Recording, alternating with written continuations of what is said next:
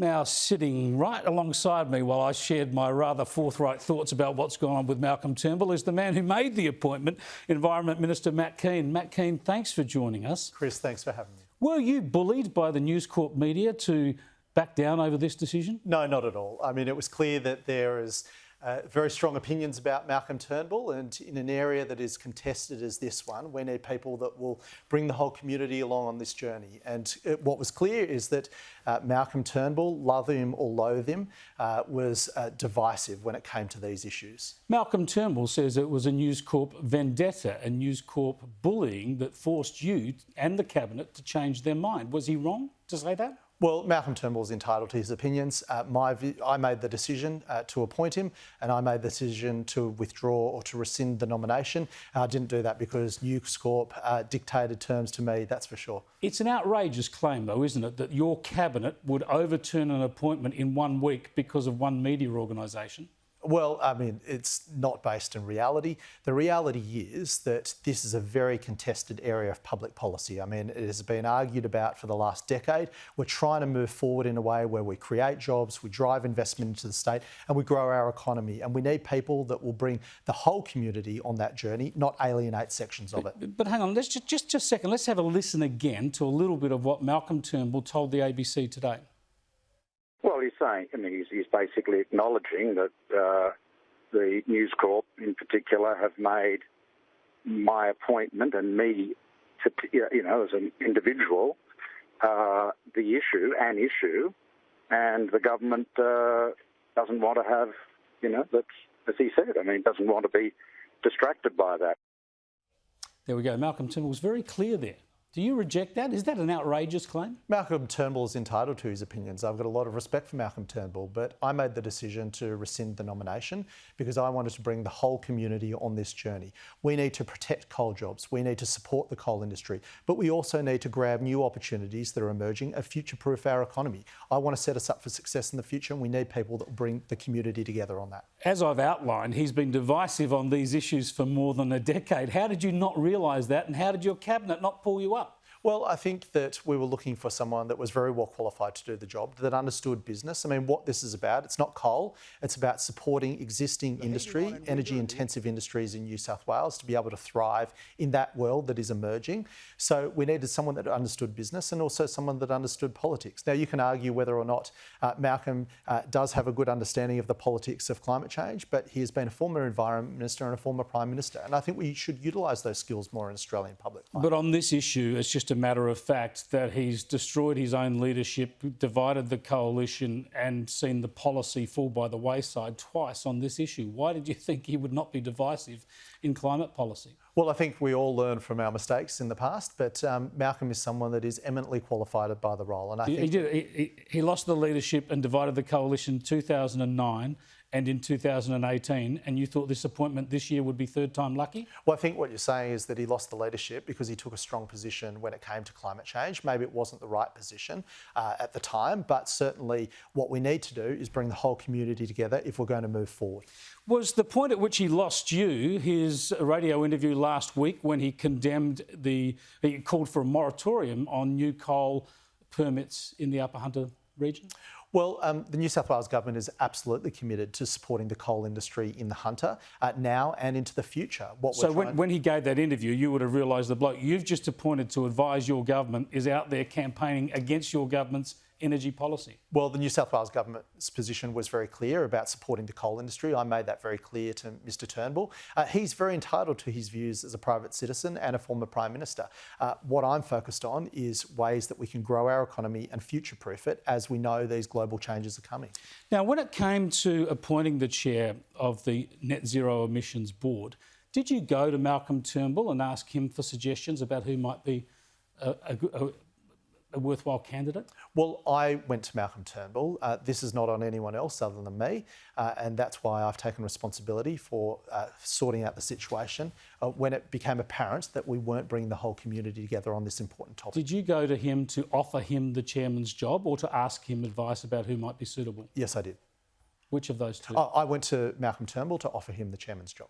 Right. So that's a mistake you own. I'm confused as to how your Cabinet colleagues could not have forced you to change your mind last week Did they hold back on their opinions? Have they changed their mind in the last week? What exactly went on? Well, I'm not going to talk about what happened, may or may not have happened in Cabinet, but it's fair to say that I made the decision. I took it to Cabinet. It went through the proper process, but I take full responsibility for that.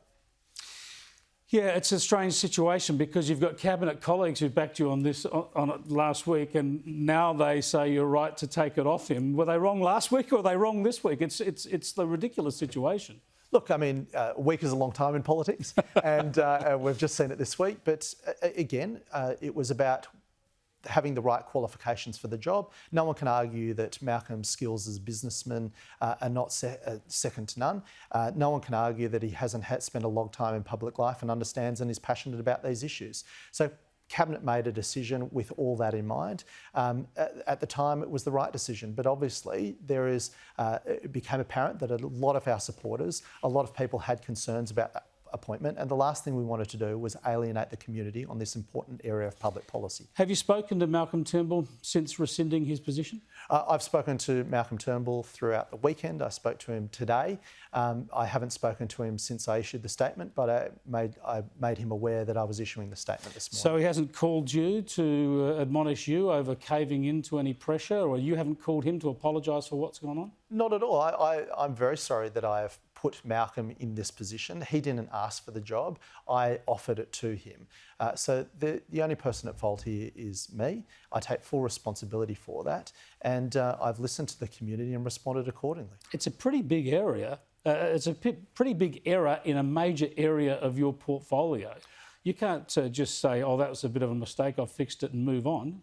Are you worried about your own competence in that portfolio? Well, the last thing I'd want is to alienate members of the community. This is an important agenda for the government to create jobs, to drive investment, to grow our economy. We know that the global economy is changing. A number of our key exports are under threat. We need to future-proof the regions. We need to future-proof our state and our country. So it can't be distracted because of personalities. If people make mistakes like myself, then it's important that we rectify them quickly, which is what I did. It's not a matter of personalities. It's about the focus of the policy. And clearly, you and Malcolm Turnbull are of one mind when it comes to renewable energy and net zero emissions and all of the rest of it. And you're out of sync with large elements of your own party. That's why you've had to overturn his appointment. Well, I totally reject that. I mean, what we're all focused on, I'd hope as a party, is creating jobs, driving investment into the state and setting our state up for a prosperous future. That's something we can all agree on. Now, we need to support existing industries. We need to support existing regions like the Hunter, for example, but we also need to prepare for the change that is coming. So it's not one or the other, Chris. It's both, and that's what we're focused on. But you obviously don't think Malcolm Turnbull has the right focus then. He's focusing on too much of one side of the equation, and that's why you've gotten rid of him. I think Malcolm Turnbull has made a great contribution to Australian public life and will continue to do so. But we need to bring the whole community along this journey if we're to succeed. That's how we've succeeded to date, and we've got a long way to go, Chris. Look, there are a lot of people who are very forward-leaning on climate policy and net zero emissions targets and the rest of it. Some of them are in your party, many of them are in other parties. But in the end, isn't it the problem here is that so many mainstream coalition supporters would like to see an affordable, reliable energy board rather than a net zero emissions board? Well, that's why we've abolished the Climate Change Council to set up this net zero emissions board. And the whole reason we did that is because we wanted to change the focus. A focus that was previously about reducing emissions at any cost to one which was about reducing emissions in a way that grows the economy and lowers prices for families and businesses in this state. I want New South Wales to be the powerhouse of the nation and the powerhouse of the world. And we can do that by giving ourselves the cheapest and most reliable form of electricity in a way that sets us up for that new future that's emerging. That's what we're focused on. Over the past week, have you had any contact from the Federal Energy Minister, Angus Taylor, or from the Prime Minister, anyone in the federal government about the Turnbull appointment? No, I haven't. No, I haven't. But I speak to Angus regularly. He is a respected colleague of mine, and we're both on the same page when it comes to setting us up for a prosperous future. You can't be on the same page. Could you not imagine how ludicrous it would have been for you going to Canberra to argue positions on energy policy that had been provided to you by Malcolm Turnbull? Well, we weren't the going man to... that they had just dispatched as Prime Minister? Well, the role of the Net Zero Board was not about determining policy in New South Wales. It was about implementing policy. It was about supporting the New South Wales government to prepare Tomago, to prepare BlueScope and our energy-intensive industries for the future that is coming. So it's about setting up for success. So Malcolm Turnbull's role, if he was appointed, was not about arguing with Canberra or arguing on policy grounds. It was about helping set up New South Wales businesses to succeed in a low-carbon future which is coming. Gladys Berejiklian demand that you overturn this decision? No, not at all.